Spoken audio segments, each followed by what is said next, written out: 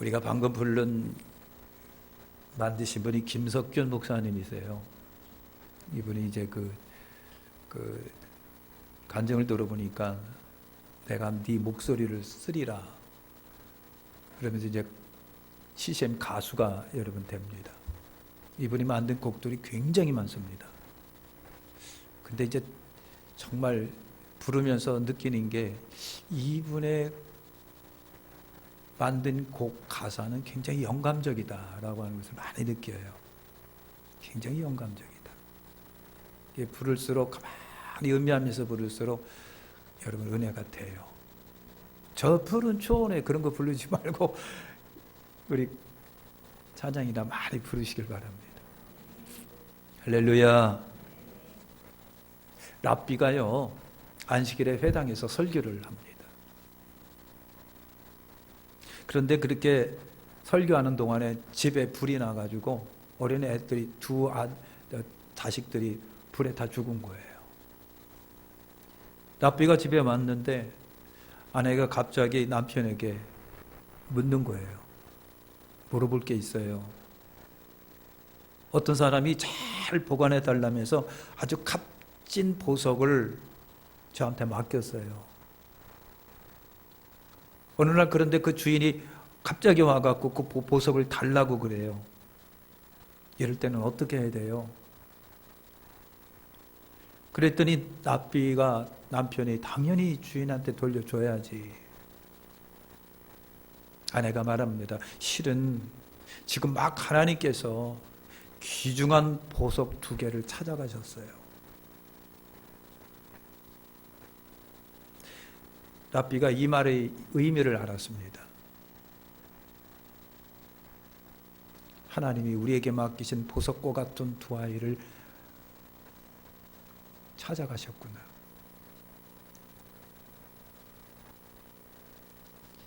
여러분, 설교가 스펄전 목사님이 어느 날 보니까 새장 안에 새가 있는데 어린 소년 하나가 자꾸 막대기로 찌르고 자꾸만 투드리고 막 그러는 것을 보는 거예요. 그래서 스펄전 목사님이 그랬어요. 얘야, 어떻게 하려고 그러냐? 그랬더니 어린아이 입에서 나오는 이야기가 막 이렇게 하면 죽겠지요, 뭐. 그러는 거예요. 그래서 스펄전 목사님이 그 자리에서 2파운드를 주고 그 새를 삽니다. 그리고 산속에 가서 풀어놔줬습니다. 부활주일이 되었습니다. 설교를 스펄전 목사님이 이제 하게 됩니다. 무슨 설교를 합니까? 마귀는 인간을 괴롭히다가 죽이려고 합니다. 그러나 하나님께서 독생자를 보내어 엄청난 값을 지불하고 우리를 자유롭게 하셨습니다. 이 사건이 예수님의 십자가요 부활의 역사입니다. 그렇습니다. 부활절은요, 우리가 예수로 인하여 진정한 자유를 얻은 날이에요. 예수님의 시신에게 향유를 바르기 위해서 찾아갔던 여인들, 무덤이 열리고 보이지 않는 예수님, 시신.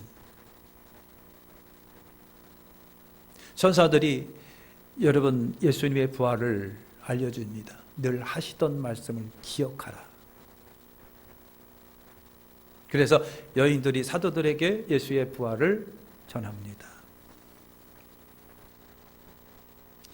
여러분, 몇 가지를 우리 한번 살펴보겠습니다. 고린도전서 15장이 바로 바울이 말하는 부활의 장입니다. 거기에 많은 내용들을 바울은 아주 심도 있게 부활에 관하여 말씀을 나누고 있습니다. 여러분, 첫째 우리가 생각해 볼 것이 그래요. 예수 부활이 교회에게 미치는 능력, 나에게 미치는 확신, 절대 확신, 이 3가지가 있는 거예요.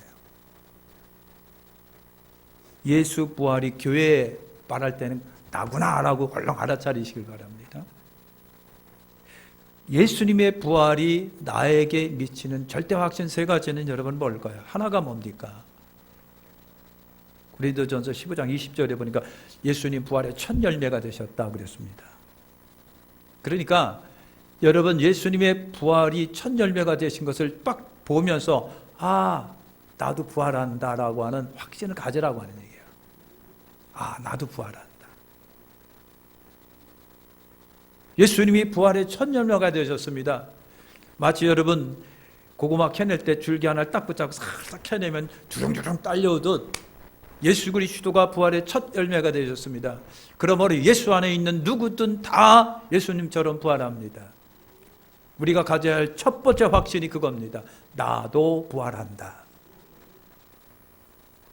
두 번째 확신은요, 예수의 생명이 나에게도 있다라고 하는 거예요. 그거예요. 예수의 부활을 믿는 자에게는 영생을 보장한다고 하는 확신이에요. 보장합니다.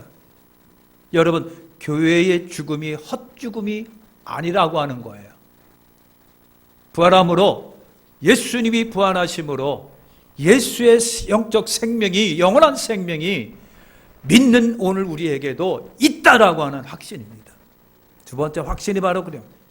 예수의 생명이 나에게도 있다라고 하는 거예요. 세 번째 확신은요, 여러분 고린도전서 15장 26절에 있습니다만 예수님이 부활하심으로 사망 권세를 깨뜨리신 것처럼, 그런 것처럼 나에게 뭡니까? 사망이 없다라고 하는 겁니다. 어떠한 사망 권세가 가진 마귀라도 나를 어찌할 수가 없다. 예수님이 사망 권세 이기신 것처럼 나도 사망 권세 이긴다라고 하는 절대 확신이에요. 할렐루야. 이제 두 번째 우리가 또 생각해 볼 것은 그거예요. 만일 교회 하면 누구를 생각하라고 그랬습니까? 나를. 만일 교회가 부활을 부정하면 어떤 위험이 우리에게 다가올까라고 하는 거예요. 교회가 예수님의 부활을 부정하는 순간 우리는 어떤 모순에 빠지는가, 어떤 위협에 빠지는가, 어떤 위기에 빠지는가, 7가지 있어요. 첫째가 뭐냐면요, 우리가 부활을 부정하는 순간 예수님의 부활이 없다라고 하는 거예요. 아니, 부활 자체가 없는데 예수님이 부활할 리가 없다는 얘기입니다. 부활 자체가 부정되는 순간 예수님의 부활도 없다. 그럼 우리가 이제까지 예수의 부활, 내 부활이라고 그렇게 했는데 모든 것이 거짓 소문에 지나지 않을 것이고 기독교 근간이 흔들리겠죠. 욥기에 보면은요, 고대 지구에 있는 여러 많은 사람들이 그런 생각을 했어요. 지구가 동그란 게 아니라 지구가 평평하다고 생각을 했어요. 그리고 지구 큰 땅덩어리를 여러분 기둥들이 이렇게 받치고 있다고 생각을 했어요. 그래서 배를 타고 끝까지 나가다 보면 무한히 낭떠러지고 떨어진다고 생각을 했어요. 이게 옛날 여러분 사람들이 생각했던 거예요. 욥기서에도 그런 의미들이 있어요. 땅덩어리를 하나님이 큰 엄청난 기둥 위에 이렇게 세워놨다고 보는 거예요. 그걸 말씀드리려고 하는 것이 아니라 우리 기독교는 네 개의 큰 절대 중요한 기둥 위에 세워져 있습니다. 하나가 뭐냐면 예수님의 초림이고, 예수님의 십자가의 죽으심이고, 예수님의 부활하심이고, 그 다음에 예수님의 다시 오심이에요. 재림이에요. 그러면 기둥들이 무너지면 어떻게 되겠어요? 기독교 자체가 무너지게 되겠죠. 그러니까 그 중에 부활이라고 하는 기둥이 무너지게 되면 어떻게 돼요? 우리나라 많은 건물들 중에 잘못 건드려갖고 기둥을 잘못 건드려서 무너지는 경우가 있는데, 여러분 부활을 부정하는 순간 기독교 근간도 무너지게 돼 있다는 얘기예요. 그러니까 부활 자체가 없다고 보는 순간 예수님도 부활이 없다는 얘기가 되는 거예요. 그럼 우리는 뭐예요? 그럼 저와 여러분들은 뭐가 됩니까? 그 예수님의 십자가에 죽으신과 부활, 그거 하나 믿고 박해를 받아가며 목숨 끌어내놓으며, 그리고 지금까지 다른 사람은 리쿠사코 메고 여행 다니고 좋은 소풍 다닐 적에 우리는 주님 앞에 올라와서 예배드리고 기도하고 때로는 불이익을 참아내면서 믿음을 지켰잖아요. 근데 그게 없어지는 순간 나는 어떻게 되느냐고요. 심각한 거잖아요. 그러니까 만일 교회가 부활을 부정하면 어떤 모순에 빠지느냐, 어떤 위험에 빠지느냐, 첫 번째가 그거예요. 부활이 없으면 예수 부활도 없다. 그러면 우리 부활도 없다는 얘기죠. 그럼 우리는 뭐예요? 우리는 생명이 없는 거예요. 두 번째는 그거예요. 여러분, 구원 복음 전도가 헛수고가 되고 무의미가 된다고 하는 거예요. 이게 고린도전서 15장 14절에 있는 여러분 말씀이에요. 여러분, 우리가 예수 믿으면 멸망치 않고 영생 얻습니다. 예수님이 우리 죄를 위하여 십자가에 지시고 예수님이 우리를 위하여 부활하셨습니다. 생명 주시기 위하여 부활하셨습니다. 예수 믿어야 됩니다라고 외쳤던 그 복음이 부활이 딱 사라지는 순간 의미가 없어지는 거예요. 가치가 없어지는 거예요. 헛전도가 되는 거예요. 전도자들이 전도하다가 매 맞기도 하고 순교당하기도 하고, 우리나라의 초기 선교사들이 대동강에 배 타고 들어왔다가 관군하고 부딪혀서 여러분 조선 땅 밟아보지도 못하고 쪽보금 하나 던져놓고 목 잘라 죽으신 분들이 많습니다. 왜 그랬겠어요? 주를 위해 죽으면 주께서 우리를 부활시키실 겁니다라고 하는 영적 생명 소망 때문에 여러분 그런 거 아니겠느냐고요. 그런데 여러분, 구원 복음 전도가 헛수기가 되고 무의미가 되니 그분들이 생명 내놓고 전도했던 그 전도자들이 뭐가 되겠느냐고요. 생각을 해봐도 참 중요한 문제지요. 예수의 부활을 부정하는 순간 여러분, 우리 전도할 필요가 없습니다. 전도하면 무슨 소용이 있겠습니까? 차라리 여러분 인생 즐기십시오. 뭐 있습니까? 봄날 니쿠사코 맺고 단풍 구경 다니고, 여러분 꽃 구경 다니고 다니세요. 인생 뭐 있습니까? 잘 먹고 잘 살고 즐기다가 가야지요. 이게 정답 아닙니까? 이게 정답 아닌가요? 부활이 없다면 우리가 그렇게 돼버리고 마는 거예요. 전도가 헛수고가 돼요. 그래서 만일 교회가 부활을 부정하면은 전도할 필요가 없고, 복음 전도 헛수고고, 전도자들의 삶도 무의미한 삶이 되어버리고 마는 거예요. 세 번째, 교회가 부활을 부정한 순간요, 교회의 중요한 믿음도 무의미해진다라고 하는 거예요. 14절에 있는 거예요. 여러분, 우리가 하나님 앞에 나아갑니다. 뭘 갖고 나갑니까? 믿음 갖고 나가잖아요. 재산 갖고 나갑니까? 저처럼 준수해야 하나님 앞에 나갑니까? 많이 배워서 나갑니까? 우리 하나님 다른 거 보지 않아요. 뭘 본다? 믿음 하나 본다. 그거 갖고 여러분 나가는 거예요. 그러니까 교회가 성도에게 믿음이 얼마나 중요한지 몰라요. 교회는 믿음으로 하나님께 나갑니다. 하나님을 기쁘시게 해드리는 것이 믿음이에요. 믿음이 없이는 하나님께 못 나가요. 그런데 부활이라고 하는 것을 부정하는 순간 그 믿음이 의미가 없어지는 거예요. 우리의 믿음이 의미 없는 믿음이 되어버리고 마는 거예요. 왜 교회가 믿어야 하는지, 왜 믿음을 가져야 하는지 그 타당한 이유가 사라지게 되는 거예요. 예수를 믿어야 할 이유가 없게 해요. 뭘 믿으라고 하는 얘기인데, 뭘 믿어야 되는데. 네 번째, 여러분 예수의 부활을 부정하는 순간에 여러분 냉정하게 판단해 볼 적에 우리는 뭐가 되냐면요, 기독교는요 인류 역사상 최고의 사기꾼 종교가 되는 거예요. 그죠? 15절 바울이 한 얘기입니다. 기독교는 거짓 종교고 남을 겁니다. 그처럼 사기꾼이 없어요. 천하에 사기꾼이 없어요. 예수는 엄청난 사기꾼이에요. 그 사기꾼의 동조자들이 저나 여러분이 될 거라고 하는 거예요. 뭐가? 기독교가 부활을 부정하는 순간, 교회가 부활을 부정하는 순간, 저와 여러분들이 부활을 부정하는 순간 그렇다고 하는 겁니다.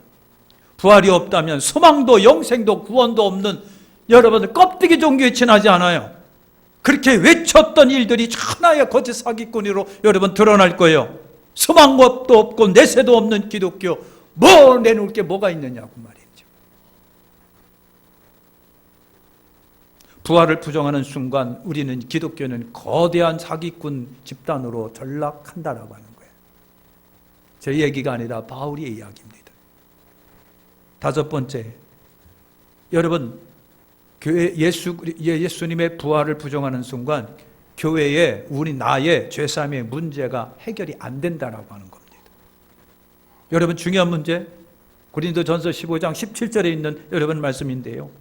예수님은 인생들의 죄를 해결하시기 위해서 뭐 하셨다? 속죄제물이고 속량제물이 되시고 대신 우리 주님이 십자가에서 여러분 고통 속에 피 흘려서 우리를 위해서 여러분 값을 지불하시고 생명의 값을 지불하시고 여러분 우리 십자가를 지신 거예요. 그래서 죄 문제가 해결됐습니다. 그 다음에 죄 문제만 해결되는 것이 아니라 그 다음에 찾아오는 것이 있어야 돼요. 그게 바로 생명, 영생이라고 하는 거예요. 성경은 말합니다. 우리를 위하여 예수님이 십자가에 죽으시고 부활하심으로 인하여 우리에게 영적 생명을 주신 거예요. 근데 부활 자체를 부정하는 순간 여러분 영생을 주시려고 사망에서 부활하셨는데 부활이 없다고 한다면 진짜 죄사함이 문제가 사라지고 영생의 문제가 사라지고 뭐냐고요? 응? 헛수고가 되는 거예요. 헛믿음이 되는 거예요. 여러분 부활이라고 하는 것이 기독교에 있어서 얼마나 중요한 문제인지를 제가 지금 설명하고 있는데 바울의 이야기를 지금 하고 있는 거예요. 여기 그 기독교의 뿌리가 사라지니까. 여섯 번째, 여러분 그렇습니다. 예수님의 부활을 부정하는 순간, 없다고 말하는 순간, 아니다라고 말하는 순간에 여러분 저와 여러분들이 앞으로 가면 이제 미안하지만 죽을 거예요. 그리고 이 세상에 크리스찬들이 수많은 사람이 왔다가 갔습니다. 자연적으로 간 사람도 있고요. 핍박받아 간 사람도 있고 목 잘라 죽은 사람도 있고요. 우리나라에도 그런 사람들이 많고요. 카톨릭에도 보니까요. 이야 정말 엄청나게 카톨릭 신자들도 우리나라에서 순교당한 사람이 그렇게 많더라고요. 기독교도 마찬가지예요. 야 옛날 조선 말 우리 조상들은요 진짜 잔인한 것 같아요. 우리보다 잔인한 사람도 있어요. 그냥 목 잘라 죽이고 이슬람 사람들은 여러분 자기 딸도 막 그렇게 죽이잖아요. 목 잘라 죽이고 오빠가 와가지고 동생 가슴에 칼을 꽂고 죽여요. 왜? 이슬람을 배반했다는 거예요. 그리고 그게 명예살인이 되는 거예요. 국가가 눈 감아줘 그냥. 그런 경우가 어디 있겠어요. 여러분들이요 여성으로 태어나셔서 거기 안 태어나신 것이 잘못 말하면 또 제가 욕먹는데 조심해야 되는데 그렇단 말이죠. 여러분 그런 거예요. 여러분 그렇습니다. 그리스도인들의 죽음이 의미가 있는 죽음이어야 해요. 그죠? 저나 여러분은 그러면 과거도 그렇고 현재도 그렇고 미래도 그렇고 의미가 있어야 돼. 소망이 있기 때문에 순교를 당하고 믿음 안에서 죽었어요. 소망이 있기 때문에. 부활이 없다면 그들의 헛된 죽음, 무의미한 죽음이 여러분 된다는 거예요. 전에도 얘기했잖아요. 우리나라 선교사로 왔어요. 식구들을 데리고 아내와 아이들을 데리고 왔어요. 그런데 풍토병에 아내가 죽고 아이들이 다 죽어요. 딸랑 남자 선교사 하나만 딱 남았어요. 이분이 어떻게 됐을까? 반 미쳐갔고요. 감당 못해갔고요. 충격을 감당 못해갔고요. 본국으로 돌아갑니다. 그거 왜 그래야 돼요? 응? 전혀 관계없는 코리아 조선 땅에 이 땅에 와가지고 왜 그렇게 죽어야 되는 건데요? 왜 그렇게 엄청난 충격을 받아야 되는데요? 예수 믿음 그거 하나 갖고 온 거예요. 만약에 부활이라고 하는 것이 부정되는 순간 그들의 죽음은요, 이루 말할 수 없는 참 의미 없는, 아주 너무 의미 없는 죽음이 되어버리고 말한 거예요. 예수의 부활이 있기 때문에 그 의미는 가치 있는 죽음이 돼요. 저와 여러분들이 죽음은 의미 있고 가치 있는 죽음이 돼요. 부활이 있기 때문에 여러분 그런 거예요. 그것이 없다고 한다면요, 이제까지 과거, 현재, 미래를 통해서 수많은 크리스찬들이 괜히 죽은 거예요. 이렇게 될 거냐, 그냥 즐기다가 죽지. 응? 부활이 부정되는 순간 이렇게 엄청난 모순에 빠지고 충격에 빠지는 것이 기독교입니다. 지금 7번째가 그래요. 역사의 이래로 그리스도인은 아마 최고의 불쌍한 자들이 올 것이다. 고린도전서 15장 19절에 바울이 한 얘기예요. 영생을 믿고 그래서 고난, 핍박, 어려움 등을 이기고 극복하며 살았잖아요. 지금도. 여러분, 아직도 북한의 지하교회가 아직도 있다는 거예요. 중국의 수많은 선교사 다 내쫓아 버렸습니다. 엄청난 정부적인 핍박이 있습니다. 그럼에도 그 속에서 끈끈하게 살아가는 지하교인들이 지금도 여러분 있습니다. 있습니다. 북한에서 지하교회 교인들이 집단 탈북을 했던 거 여러분 기억나시죠? 같이 오면서 그냥 그 엄청난 고난의 길을 걸으면서 여러분 태국으로 미얀마로 막 왔던 분들이 그렇게 그냥 배고프고 추위에 떨면서 같이 모여서 기도하고 같이 모여서 예배드리고 그러면서 한국까지 온 사람들이 있어요. 핍박 피해서. 여러분 그렇잖아요.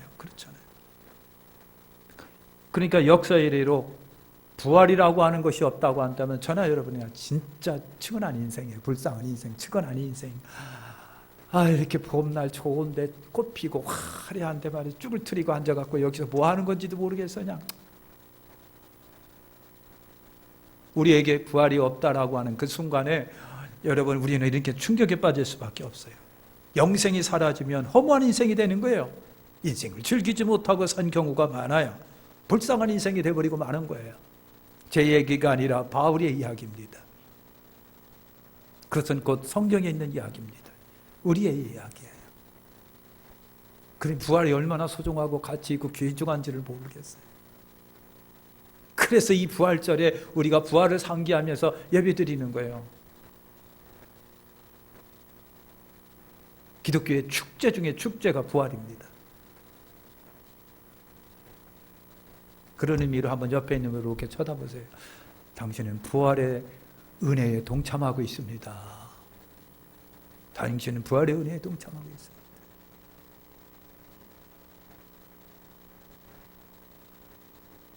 이게 얼마나 우리에게 축복인지를 몰라요. 아멘. 자, 여러분 그렇습니다.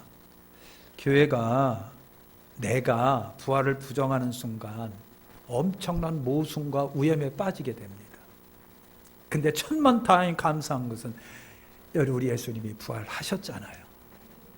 성경이 그리고 수많은 사람이 증언하고 있고 그 다음에 오늘 성령께서 우리 속에 확신 주셔서 예수 부활, 내 부활 그렇게 잖아요. 네? 그리고 이제 봄이 됐는데 그 부활의 영광에 우리 모두가 동참하기 위해서 이 자리에 앉아 있잖아요. 얼마나 여러분이 고맙고 감사한 존재들인지 몰라요. 우리 서로 한번 대견하다고 머리 쓰다듬어 주세요. 진짜 머리에 쓰다듬으면 곤란하니까 그냥 속으로 하세요. 참 대견해.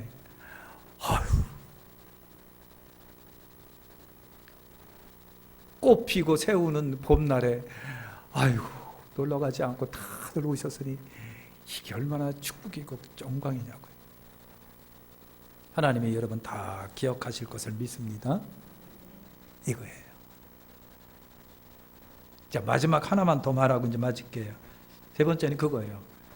교회가 내가 부활신앙을 확고히 가진다고 한다면 현 삶에 나에게 어떤 힘이 날까라고 하는 거예요.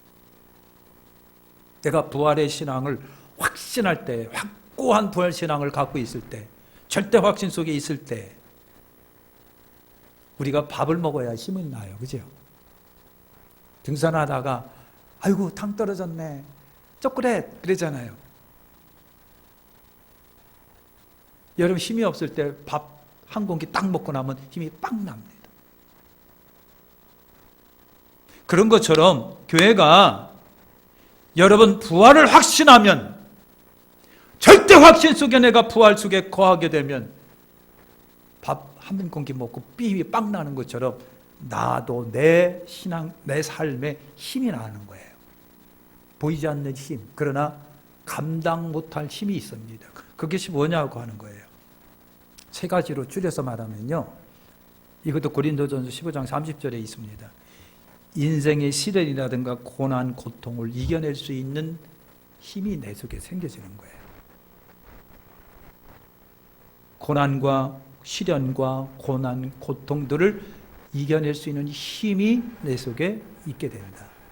그게 없는 사람이 어떡할? 포기하는 거예요. 그게 없는 사람이 아직 그냥 자살해버리고 마는 거예요. 좌절해버리고 마는 거예요. 절망에 빠져버리고 마는 거예요. 그런데 부활신앙이 있는 순간에 그걸 이겨낼 수 있는 힘이 있는 거예요. 그래 크리스찬들이 갖고 있는 중요한 힘 중에 하나가 바로 뭡니까? 고난, 고통, 시련, 아픔 등을 이겨내는 힘들이 크리스찬들에게 비크리스찬보다 많다. 이거는요 제 얘기가 아니라 의사들이 하는 얘기가 그래요. 병원에 들린 사람 중에 크리스찬들은 고통을 이겨내는 고통지수가 높다는 거예요. 그걸 잘 이겨낸다는 거예요. 누가 한 얘기다? 의사가 한 얘기다. 제가 이야기하면 여러분 안 믿을 것 같으니까 의사가 한 얘기예요. 여러분 그런 거예요. 가정에 어려운 시련, 환난 많이 닥쳤을 때 그래도 아빠 엄마가 믿음을 갖고 있으면 그걸 이겨낼 수 있는 힘이 있다는 얘기예요. 이게 부활신앙이에요. 두 번째, 죽음 순교 앞에서 굉장히 당당할 수 있는 게 바로 이 부활신앙입니다. 부활신앙. 그죠? 폴리갑이 저번 시간에 그랬잖아요. 폴리갑이 장작더미 위에 나무 세워놓고 몇 붙들어 매놨어요. 내가 85년, 80년이라 그랬나요? 살 동안 주님은 나를 향하여 아낌없는 은혜를 베푸시고 사랑을 베푸셨는데 내가 고통 하나 못 이겨서 한순간 주님을 배반할 수가 있겠습니까? 불태워! 불이 막 타오르는데 폴리갑을 안 태운다는 거예요. 그래서 할 수 없이 사형집행관이 찔러라 그래갖고 피가 퍼져나가면서 불을 거의 끄다시피 하면서 폴리갑은요 화염당에 순교해서 생을 마감하신 분이에요. 그런 순교의 자리까지 당당할 수 있었던 것은 뭘까요? 머자나 나는 부활합니다. 머자나 살아납니다. 그런 거예요. 세 번째는요, 죄의 삶에서 벗어나고 대신 의를 행할 수 있는 겁니다. 죄를 지으면 심판이요, 사망이에요. 그걸 극복하고 이길 수 있는 것이 부활입니다. 그러니까 의를 향하는 거예요. 마치겠습니다. 시인 괴테가 그런 말을 합니다. 부활과 영생의 소망이 없는 자는 아무리 화려한 성공을 하였을지라도 처량한 나그네에 불과하다. 여러분 부활신앙으로 무장하시길 바랍니다. 예수 부활 나의 부활입니다. 그 부활의 신앙이 나와 여러분들을 여러분 신앙력, 영력, 정신력을 강하게 할 겁니다. 끝까지 승리하는 자가 되게 해 주실 겁니다. 기도하겠습니다. 하나님 감사합니다. 고맙습니다. 감사합니다. 고맙습니다. 감사합니다.